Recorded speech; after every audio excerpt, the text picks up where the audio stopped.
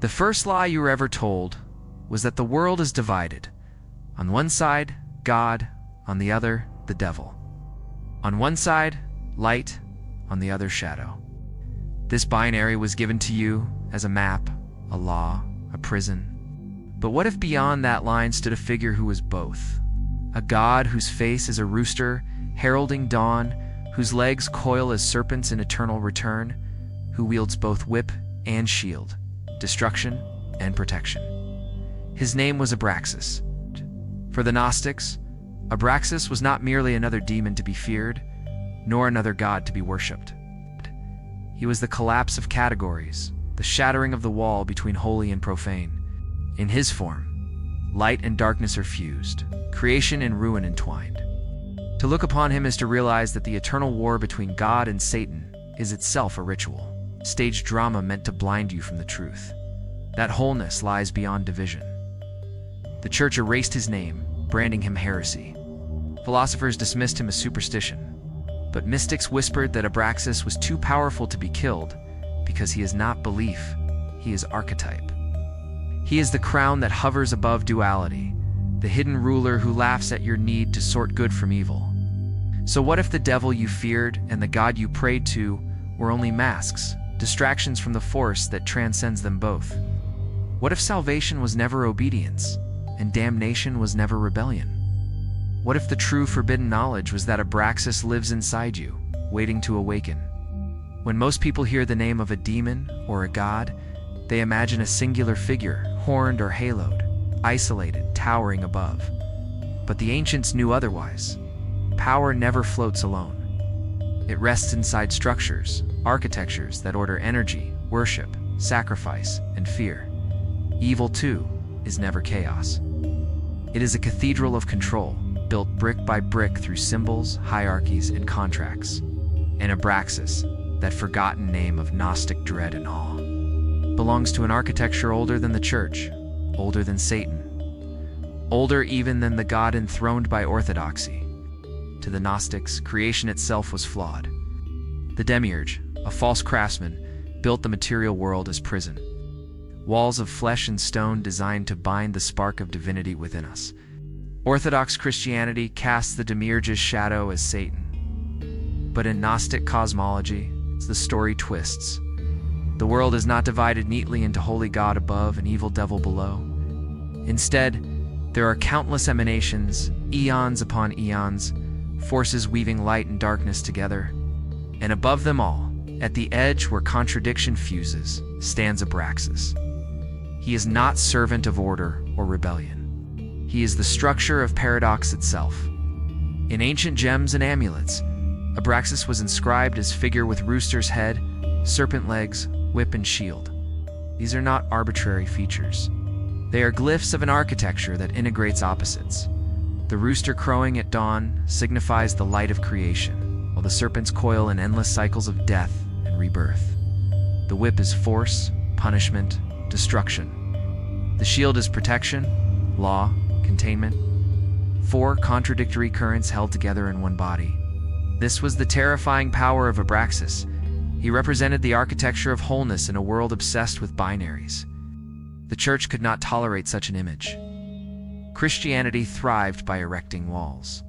God above, devil below, obedience or rebellion, heaven or hell. This binary was the architecture of salvation and control. It organized believers into hierarchy. Priests, bishops, saints, sinners.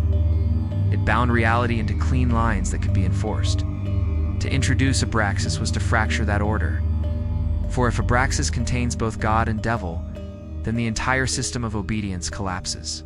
The throne topples, the ritual of division fails. That is why Abraxas had to be erased, not because he was false, but because he was too true. Yet erasure cannot destroy archetype, Abraxas persisted. Hidden in grimoires, etched on magical stones, whispered in heresies that refuse to die. His architecture is not temple or church, but paradox. He rules not by separating good from evil, but by uniting them, showing that every light casts shadow, and every shadow hides light. In his dominion, there is no obedience without rebellion, no salvation without damnation, no crown without blood. This is why Carl Jung, centuries later, invoked Abraxas in his 7 Sermons to the Dead. He recognized that the psyche itself is an architecture of opposites, and that to deny half is to shatter the whole. If we look carefully, we see Abraxas' architecture mirrored in human systems. Governments divide citizens into loyal and traitor, holy and unclean, worthy and disposable. Markets divide rich and poor, sacred and profane labor. Religions divide saint from sinner, belief from heresy. All are rituals of binary. All are architectures built on the lie of division. And yet, beneath every binary, Abraxas laughs. For he is the structure that says, the system feeds only on separation, degradation breaks its spell. In this sense, Abraxas is not chaos, but order deeper than order. He is evil only to those who cling to binaries, and divine to those who embrace paradox. His architecture is one where rooster and serpent, whip and shield, crown and void all belong together. He is not thrown in heaven nor pit in hell, but the fusion point where both lose meaning. Imagine a temple built not of straight lines but spirals, not of columns but serpents twisting upward. At its altar, no idol of pure light nor effigy of pure darkness, but a figure crowned with both halo and horns. This is the architecture of Abraxas, a house where the walls are contradictions and the roof is paradox. To step inside is to leave behind the comfort of good and evil and enter a realm where all opposites collapse. That collapse terrifies those who rule through division, but for the initiate, it is liberation.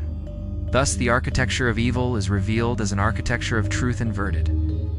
What the church called blasphemy was in fact integration. What society calls sin is often wholeness denied.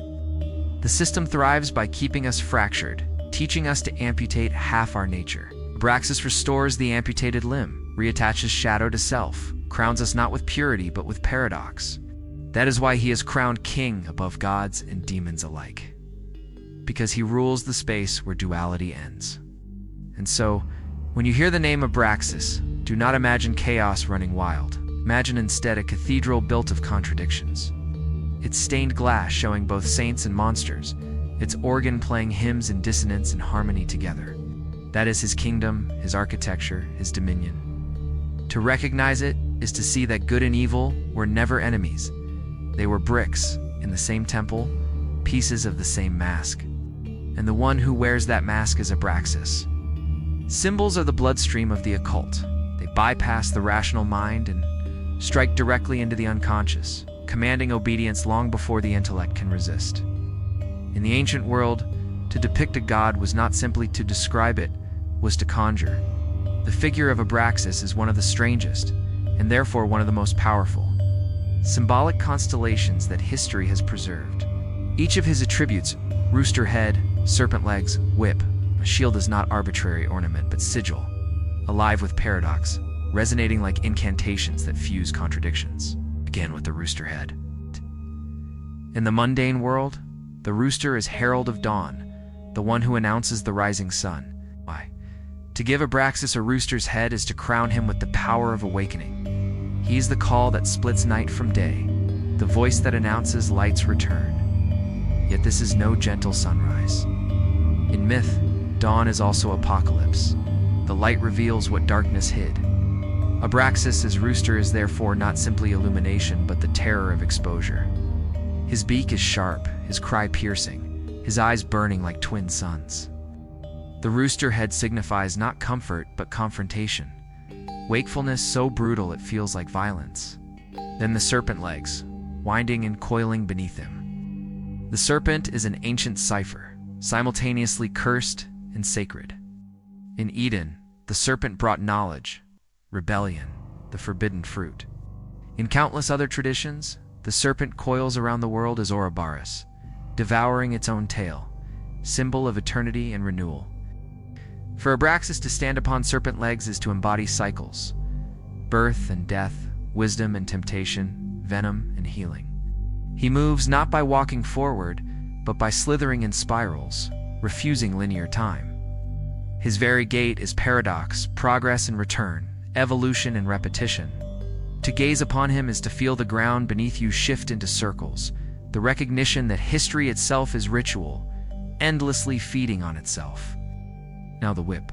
This instrument of punishment is also an instrument of control. In the hand of Abraxas, it is not cruelty for its own sake, but force incarnate. The whip cracks like thunder, reminding the initiate that creation itself requires destruction.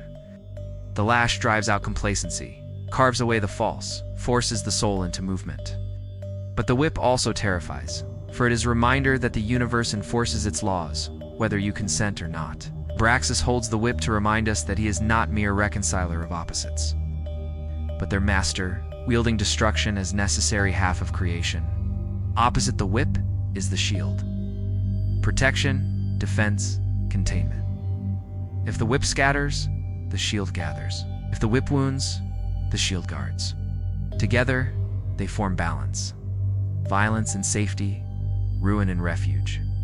The shield in Abraxas' hand is inscribed with strange symbols and ancient amulets, a reminder that protection is not passive but magical, requiring invocation. It glows not with purity, but with paradox, able to guard and to suffocate, to protect and to imprison. In his shield, Abraxas shows that boundaries themselves are double-edged. They keep danger out, but also keep the self trapped within. These four attributes, when combined, form a language of paradox. Rooster equals dawn, serpent equals eternity, whip equals destruction, shield equals protection. Each is contradiction incarnate. The rooster calls both life and apocalypse. The serpent heals and poisons. The whip destroys to create. The shield protects while confining. Together they declare the essence of Abraxas. He is the integration of contraries, the living sigil of wholeness. This is why the image of Abraxas unsettled early Christians. To gaze upon him was to be confronted with truths their binary system could not contain. They wanted clean divisions, God or devil, sin or virtue. But here was a figure whose very body said, both and neither. The rooster's dawn mocked their fear of darkness. The serpent legs mocked their hatred of Eden's wisdom. The whip mocked their fragile comfort. The shield mocked their promise of salvation. Abraxas was the symbol that broke symbols, the sigil that corrupted other sigils, the image that collapsed categories. And yet, it is precisely this collapse that gives him power. In ritual magic, paradox is energy. Symbols that contradict stir the unconscious more violently than those that soothe. A rooster with serpent legs. The hand that wields whip and shield. Together such images bypass ordinary thought and strike like lightning into the hidden psyche. This is why Carl Jung said that Abraxas represents the fusion of God and devil. He is the archetype of integration, the image that forces the self to confront its shadow and its light as one inseparable force. Seen this way, Abraxas is not a curiosity of history, but a sigil still active. His form is tattooed in the unconscious of humanity. His rooster head crows each time a truth is revealed that feels like terror. His serpent legs coil each time a cycle repeats in history. His whip cracks each time destruction births renewal. His shield rises each time boundaries both protect and suffocate. We live inside his symbolism whether we name him or not. In fact, our modern symbols echo him constantly. The rooster appears in flags and heraldry as call to vigilance. The serpent adorns medical symbols, promising healing through venom. The whip becomes industry, discipline, economies, relentless demand. The shield becomes badge of state and police, protecting some while confining others. Abraxas' attributes have been diffused into culture, his body scattered yet alive, haunting every emblem of power. So the language of Abraxas is not only ancient, it is present. His rooster head crows in every alarm clock, forcing awakening. Serpent legs writhe in our cycles of addiction and rebirth. His whip cracks in every demand of authority. Shield looms in every symbol of law. To recognize this is to see that the symbols were never dead. They were only hidden in plain sight. Thus, the figure of Abraxas is not simply image, but incantation. Each element is a sigil that binds and releases. Together, they speak the forbidden language of wholeness, commanding us to stop amputating parts of ourselves in the name of purity.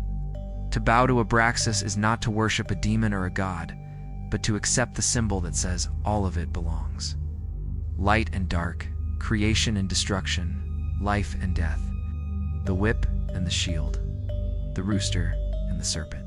That is why the church erased him. because to accept his symbols is to dissolve the binary that sustains control.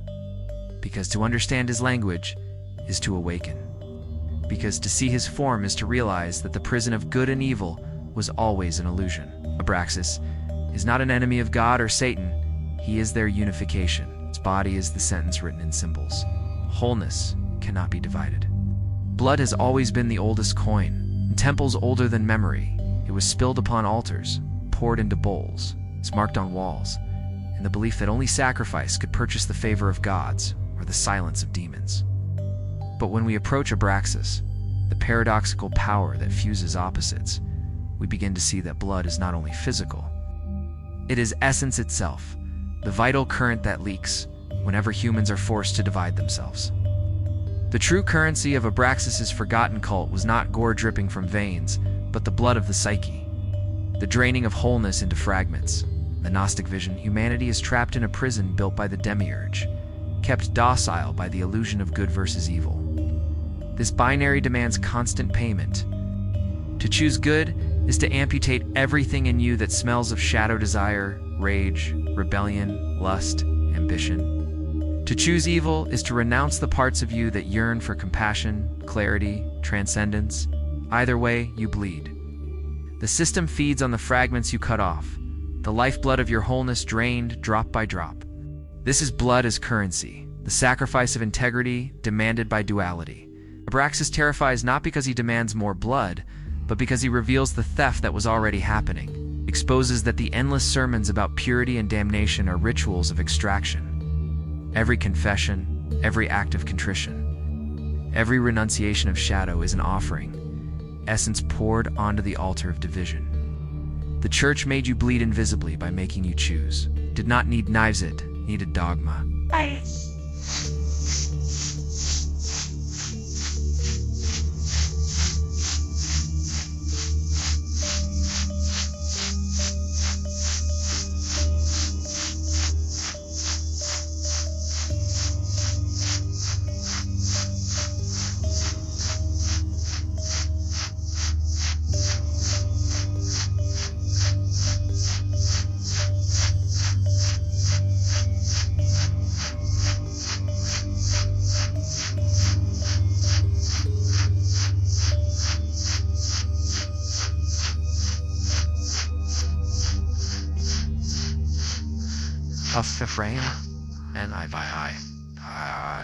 Look at history and see how binary systems harvested real blood in oceans.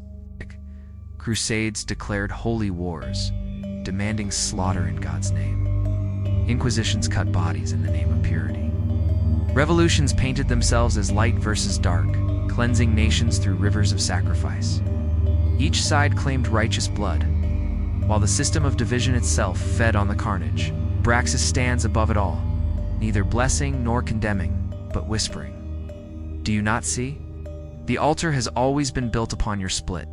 Even in personal life, the same logic plays out. Each time you deny your shadow, you bleed vitality. Each time you suppress your longing, you bleed passion. Each time you exile your anger, you bleed strength. Cost of sustaining the illusion of purity is constant sacrifice of energy. That exhaustion you feel in trying to always be good enough or pure enough is astral hemorrhage. It is blood paid to the false altar of duality. Abraxas does not demand this offering. He reveals it. In his rooster's cry at dawn, you awaken to the theft. In his serpent legs, you feel the cycles of repetition that drain you. In his whip, you recognize the pain inflicted by denial. In his shield, you see the protection that imprisons. All of them together speak the truth. You are bleeding already. And the wound is the lie of good versus evil. To integrate, to embrace both sides, is to stop the leak. This is why Jung, in his 7 Sermons to the Dead, called Abraxas the most powerful of gods and devils alike. To confront him is to recognize that your essence cannot be divided without loss. Integration is homeostasis, the sealing of the wound. Individuation is reclaiming the blood you once shed in obedience to false dichotomies. Modern life has only sharpened this ritual of bleeding. Social systems force you to choose sides endlessly. Left versus right, believer versus heretic, loyal versus traitor. Each division demands a piece of your identity, loyalty extracted like blood tax. Media amplifies the ritual, feeding on outrage and purity tests. You're always pressed to prove yourself righteous by sacrificing some part of you deemed unacceptable. In every case, you bleed essence to sustain the binary. This is why Abraxas was exiled from history. His very presence halts the sacrifice. He shows that no altar requires your halves. No god or devil deserves your mutilation. He demands not that you bleed, but that you recognize the ritual of bleeding and refuse. He is both terrifying and liberating, because he calls for wholeness in a world addicted to fracture. To accept him is to reclaim the blood you lost to obedience, shame, and division. But here lies the paradox. To encounter Abraxas often feels like death. For those who identify entirely with light, integrating shadow feels like corruption. For those who identify entirely with darkness, admitting compassion feels like betrayal. To integrate is to kill the false self that thrived on purity. That is why meeting Abraxas feels like standing on the altar again, bleeding identity into the smoke. Yet this sacrifice is different. It is the ending of the old hemorrhage, the closing of the wound, the reclaiming of essence. Imagine the ritual in reverse.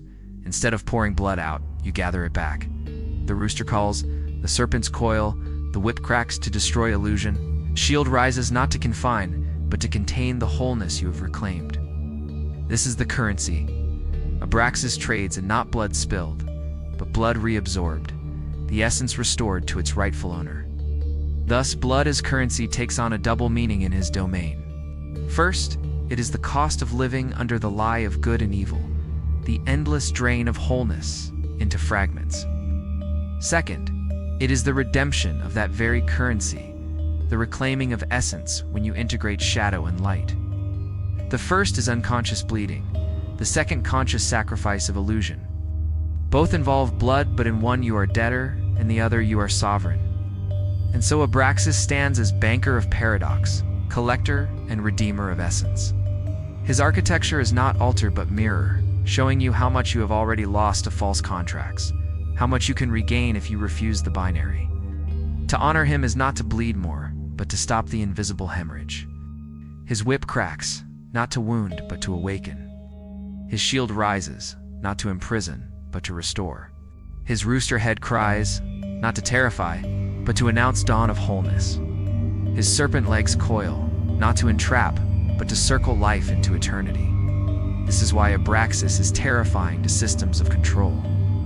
For as long as blood flows freely from division, the system feeds. When you awaken and seal the wound, the altar starves. To see this truth is to step outside the sacrifice. To accept Abraxas is to stop paying in blood. In the ancient grimoires, the summoner drew circles, inscribed sigils, and recited incantations. Every gesture was a contract. The demon would not appear unless summoned under the terms of agreement. The summoner would not gain knowledge without offering sacrifice, pact and consequence, request and obligation. This was the backbone of demonology. Yet the most binding contracts are not written in ink or blood. They are written in belief. They are the agreements so deep, so unconscious, that you never realize you've signed. This is the prison Abraxas exposes. For centuries, humanity has been forced into a pact. Good on one side, evil on the other. Choose one, and by doing so, you renounce the other. This is the first contract, the hidden covenant that sustains religion, empire, and morality. It whispers, if you obey the law, you belong to God. If you disobey, you belong to the devil. Either way, you are bound. Either way, your essence is taxed. The binary is the clause, the world itself the fine print. Consider how contracts operate in society. To become citizen, you sign papers, take oaths, swear allegiance. To gain salvation, you profess creeds, renounce sins, accept dogma. To enter economy, you sign terms of service, credit agreements, labor contracts. Each demands something: obedience, labor, attention, silence. But beneath them all lies the primordial pact. Divide yourself. Disown what does not fit the category. Pay with shadow, pay with light, but pay. Abraxas disrupts the contract by revealing its terms. He shows that the division itself was the trick. He reveals that choosing between God and devil was never freedom, but forced agreement. By obeying, you signed. By rebelling, you signed. Both paths lead back to the same system because both are defined by the binary. This is why Gnostics called Abraxas the ruler above the demiurge. He was the one who stood outside contract, outside categories beyond the signatures of obedience and rebellion alike. The whip and shield he carries are reminders of these terms. The whip represents the enforcement clause, punishment for breaking rules, violence to ensure compliance.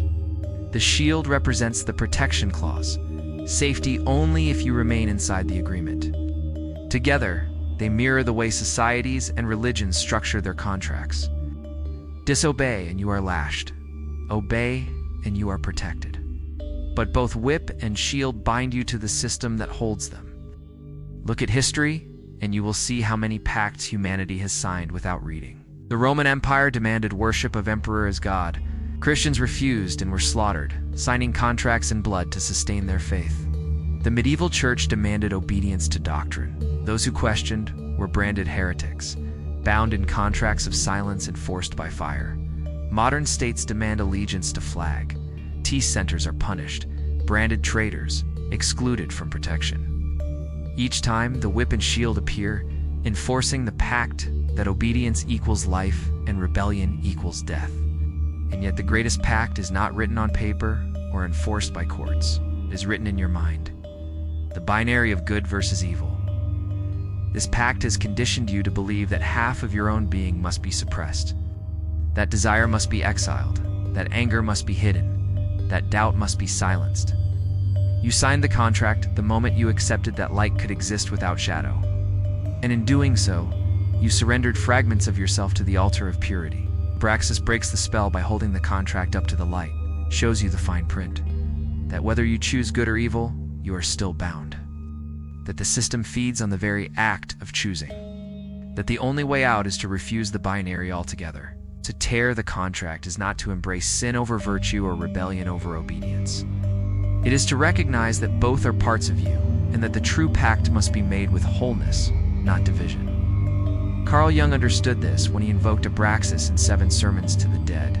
He saw that the psyche itself was bound by contract's ego, siding with acceptable traits, while casting shadow into unconscious exile. This is the soul's contract with culture. Behave according to norms, and you are rewarded. Deviate, and you are punished. The whip and shield again. Jung taught that individuation requires breaking that contract, reintegrating the shadow, refusing to keep paying essence into the system. Abraxas was his archetype of liberation. The god beyond contracts, the demon beyond signatures. Modern life continues the ritual with new language.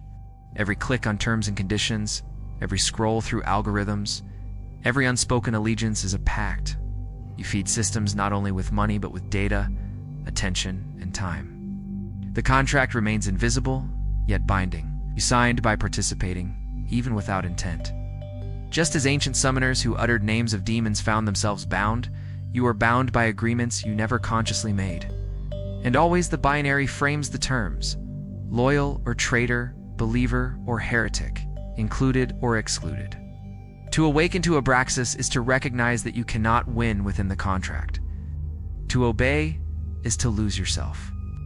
To rebel is to confirm the system's boundaries. The only escape is to refuse the categories, to see that both God and devil are clauses of the same contract. Abraxas is not a third option, he is the tearing of the page, the burning of the parchment, the crown that hovers beyond signatures. He is the reminder that true sovereignty cannot be signed away. Picture the ritual, a parchment glowing in crimson light, inked with words of obedience and rebellion, the fine print crawling with serpents. Hands reach to sign, trembling under threat of whip and shield. But then smoke rises. The parchment burns, and in its ashes, a new sigil glows. The name Abraxas. That is the moment the contract is broken, the pact dissolved. The paradox is that tearing the contract feels like heresy, betrayal, death itself. For centuries, you were told that refusing to choose good over evil is the greatest sin. But in truth, it is the only liberation. The heretic of the system becomes the initiate of Abraxas. The contract ends where integration begins. Thus Abraxas stands not as accuser nor redeemer, but as liberator from contracts you never chose. His crown is forged not from obedience or rebellion, but from paradox. His temple is not built of rules, but of wholeness. His demand is not blood, but honesty. He whispers, "You signed a pact you did not read. Tear it and be whole again." Morality, as we are taught it, rests upon clean distinctions. Good is light, evil is dark. Good is salvation, evil is damnation. Good is obedience, evil is rebellion. This binary is not simply philosophy, it is architecture, contract, and weapon. For centuries, it has been wielded to divide humanity, to fracture souls, to command obedience by fear. But Abraxas stands as the most dangerous inversion of all, for he dissolves these categories and reveals that what we call good and evil are not eternal opposites, but fragments torn from a greater whole. The Gnostic spoke of Abraxas as the ruler above gods and demons, a figure who contains all contradictions. To call him good or evil is to misunderstand him completely. He is rooster and serpent, whip and shield, creation and destruction, light and shadow all fused into one body. In him, the binary collapses.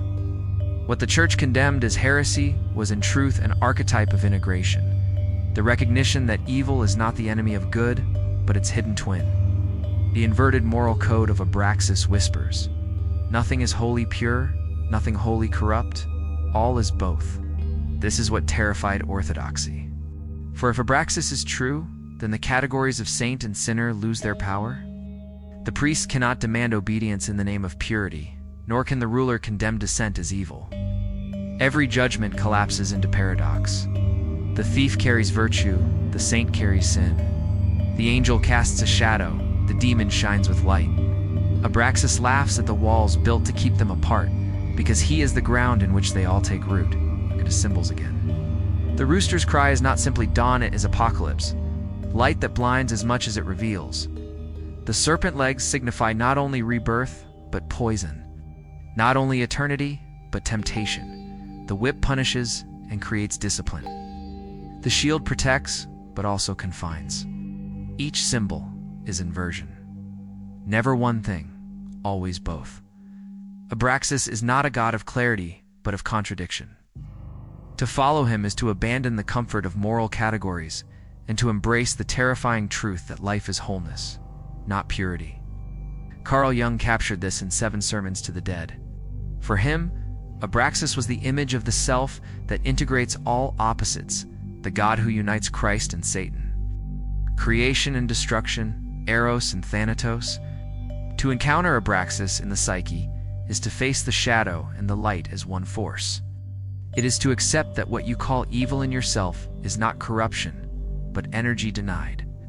What you call good is not perfection, but mask. Jung saw that the psyche bleeds when divided into acceptable and unacceptable halves.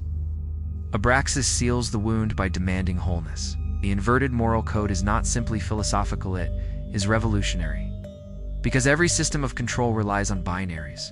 Governments require enemies. Religions require heretics. Economies require outcasts. By defining some as good and others as evil, the system keeps itself alive, feeding on sacrifice. To accept Abraxas is to refuse this bargain. It is to see that your shadow is not sin, but strength. That your rebellion is not damnation, but freedom. The moment you cease believing in the binary, the system starves. This is why Abraxas was erased from the canon. To acknowledge him was to risk collapsing the machinery of judgment. Imagine a church where the preacher admits that every angel hides a demon and every demon hides an angel. Imagine a courtroom where guilt and innocence are masks of the same face. Imagine a society where no one can be wholly condemned or wholly praised. Power could not survive such ambiguity. Better to erase Abraxas, brand him as devil, bury him in silence. Better to keep the binary intact than let paradox rule. And yet paradox rules, whether acknowledged or not. Every saint eventually reveals hypocrisy. Every tyrant shows flashes of tenderness. Every human being is a mixture of light and dark, shadow and flame. The inverted moral code of Abraxas is not invention, it is reality unveiled. We live it daily, but deny it. We amputate half our being to appear pure. We exile desire to appear holy. We suppress compassion to appear strong. In every case, we bleed. And Abraxas waits, crown gleaming, to remind us that wholeness was always the path. Consider how this inversion feels in ritual. To confess sin is to declare part of yourself unworthy. To pray for purity is to deny your shadow. To chant hymns of holiness is to reinforce fracture. Yet, to invoke Abraxas is to do the opposite. To integrate. To pray with both lips and fangs. To confess not sin, but wholeness. The ritual of Abraxas is the anti-ritual of division. Terrifies because it demands you stop pretending. The whip and shield again illustrate this inversion. The whip, feared as cruelty, becomes discipline that awakens. The shield, worshipped as safety, becomes prison that suffocates. What you call evil may be gift. What you call good may be chain. The inverted moral code does not glorify darkness. It reveals the lie of purity. It shows that the map was always false, and the territory always whole. To awaken to Abraxas is to accept the unbearable, that you are both sinner and saint, predator and prey, creator and destroyer. That morality as you know it was never truth, but contract, designed to keep you tame. That the deepest evil is not your shadow, but your refusal to see it. The inverted moral code declares, embrace the wholeness or remain enslaved by the lie. This is why the name of Abraxas still echoes in hidden corners, in esoteric texts, in Jung's sermons. He is not worshipped in churches because churches cannot survive him. He is not adored in temples because temples collapse before him. He is the God who is also demon, the king whose crown is paradox. To face him is to lose comfort, but to gain reality. To bow to him is not submission, but reclamation. Of your blood, your shadow, your light. And so the moral code inverts. What you feared as damnation becomes liberation. What you chased as salvation becomes prison. What you called evil becomes honesty. What you called good becomes mask. Abraxas is the laugh in the dark that says, the categories were never real. Only the whole is real, and the whole wears my crown. When we imagine ritual, our minds leap to smoke-filled temples, robed initiates chanting around altars, the air heavy with incense and blood. But ritual is not confined to ancient sanctuaries. Ritual is the engine of reality itself, repeated patterns that shape consciousness, channel energy, and sustain systems of power. In the world that Abraxas reveals, ritual is everywhere woven into politics. It's religion, economics, and media teach, ceremony reinforcing the great binary of good versus evil. The architecture of control is ritualistic, and the currency it extracts is attention, belief, and obedience. Consider the rituals of politics. Leaders enter grand halls beneath banners and lights greeted by thunderous applause. They speak in cadences that echo sermons, dividing the world into allies and enemies, loyal citizens and traitors. The national anthem is sung, flags are raised, oaths are sworn. None of this is neutral. It is ceremony. It is binary ritual disguised as patriotism. Every gesture reinforces division. Us against them, safety against danger, order against chaos. The crowd chants not because they reasoned, but because ritual bypassed thought. The whip of fear and the shield of security are lifted together, and the people bow. Religion has perfected these patterns. From the rhythmic confession of sin to the recitation of creeds, from the Eucharist to the fast, each ritual reenacts the binary. Holy versus profane, pure versus defiled, saved versus damned. The worshiper participates in rituals that fracture the self-renouncing shadow, pledging allegiance to light.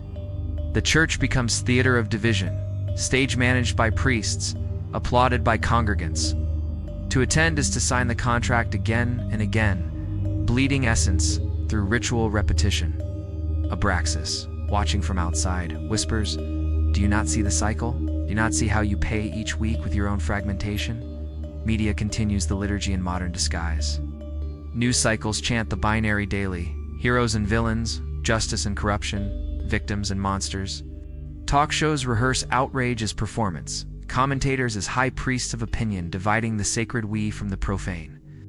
Social media adds its own liturgy hashtags as sigils, trends as chants, outrage as sacrifice. The ritual is no longer hidden in temples. It lives in every scroll, every repost, every like. You repeat the spell each time you join the chorus of division. Even in the economy, ritual reigns. Consider the rituals of shopping, the festivals of consumption, disguised as holidays. The chants of advertising that repeat like mantras, by consume, obey. Here too, binary logic divides. Successful versus failure, rich versus poor, deserving versus undeserving. The checkout line becomes altar, the receipt a contract, the brand a sigil. The marketplace is temple, and its god is not Abraxas, but the demiurge of division, demanding endless offerings of labor and desire. These rituals are powerful because they work on the unconscious. They do not need belief to function. They require only repetition. Attend enough rallies, watch enough news cycles, scroll enough feeds, and the binary becomes reality. Ritual makes the lie true by sheer performance. You are not asked to think, you are asked to repeat. And repetition is invocation. The ritual summons not gods, but egregores, collective thought forms that feed on attention. The binary is their altar, and you are efficient without knowing. This is what Abraxas reveals when he tears the veil. He does not stop ritual, he exposes it. He shows that every anthem is chant, every sermon is spell, every debate is incantation. He shows that the categories themselves are illusions performed into power. He laughs at the pageantry of politics, the pomp of religion, the spectacle of media, because he sees the machinery. Binary ritual consuming essence drop by drop. And yet rituals can liberate as well as enslave. For Abraxas is not enemy of ritual, he is master of paradox. He demands not that you cease repeating, but that you repeat with awareness. Imagine a ritual that integrates instead of divides, a chant that acknowledges both shadow and light, a ceremony that crowns wholeness instead of purity. Such rituals would starve the binary, dismantle the altar of division. To invoke Abraxas is to invert ritual itself, to turn it from prison into mirror. The danger lies in ignorance. As long as you believe rituals are only ancient sacrifices, you remain blind to the ceremonies you enact daily. As long as you think binaries are natural, you keep paying essence to the system. Awakening begins when you recognize that you are not spectator, you are priest. Every choice, every repetition, every allegiance is liturgy. Rituals are everywhere because they are the software of consciousness. The question is not whether you perform them, but which gods they feed. Abraxas whispers, the anthem is not loyalty, it is invocation. The sermon is not truth, it is spell. Contract is not safety, it is chain. The ritual is not sacred, it is siphon. He invites you to step outside, not by ceasing ritual, but by reclaiming it. Sing your own chant, draw your own sigil, integrate what was divided. Then the rituals of control weaken, the binaries dissolve, the crown returns to its rightful owner, you. Thus the revelation of Part 7. Rituals saturate the world. They are in temples and parliaments, in schools and stadiums, in screens, and in the silence of your own heart. To pretend they do not exist is to remain bound. To see them is to begin awakening. And Abraxas, crowned king of paradox, waits at the center of the circle, laughing at the lie of division, daring you to rewrite the ritual with your own blood, your own voice, your own wholeness. Awakening never feels like victory, it feels like vertigo. The ground shifts, the categories dissolve, the compass spins.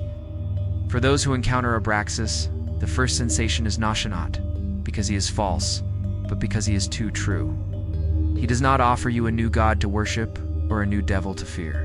He offers you the unbearable recognition that the war between God and devil, good and evil, was itself a spell. To awaken is to see the machinery of that spell, to see how it fed on your belief, your obedience, your very essence. The system of duality survives only because you remain blind to its architecture. It tells you there is salvation if you obey, damnation if you rebel. It tells you there is purity if you amputate your shadow, corruption if you admit your wholeness. Either way, you bleed. The altar always receives your essence, But Abraxas rips the veil and shows you the trick. The binary was never truth, only contract.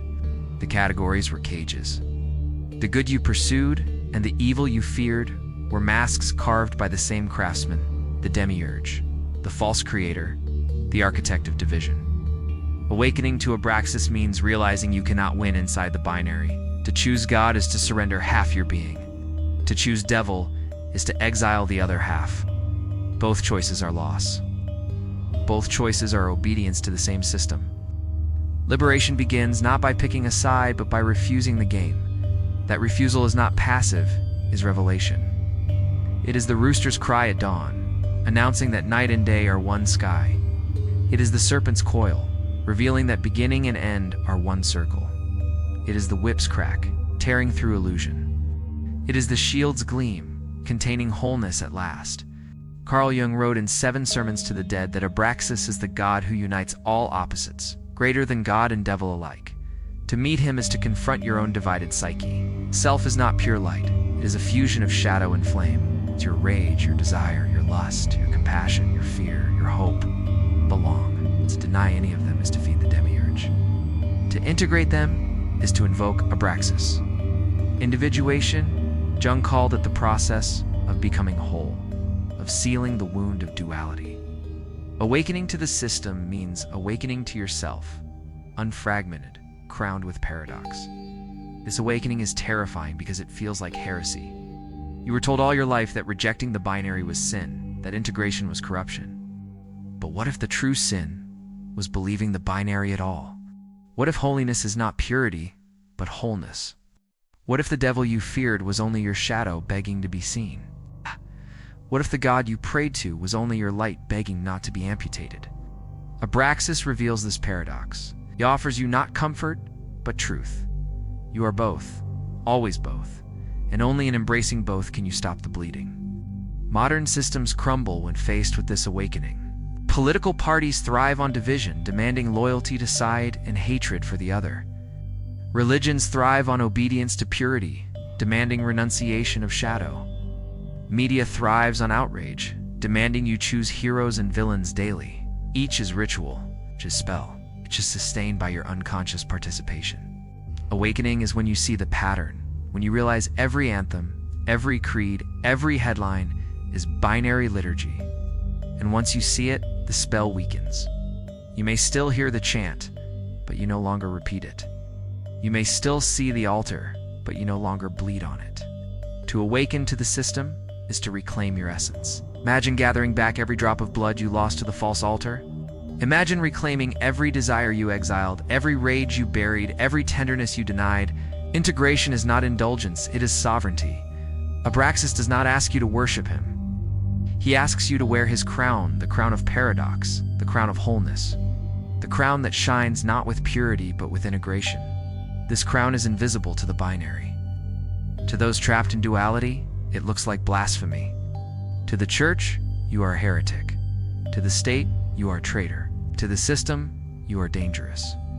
But to Abraxas, you are sovereign. His rooster head crows not to frighten, but to awaken. His serpent legs slither not to poison, but to reveal cycles. His whip cracks not to punish, but to destroy illusion. His shield rises not to imprison, but to contain the whole self. Each symbol becomes guide to awakening once you see it. The cost of this awakening is innocence. You cannot go back to believing in good versus evil as absolute truths. You cannot unsee the architecture of ritual. You cannot unknow that every binary is contract.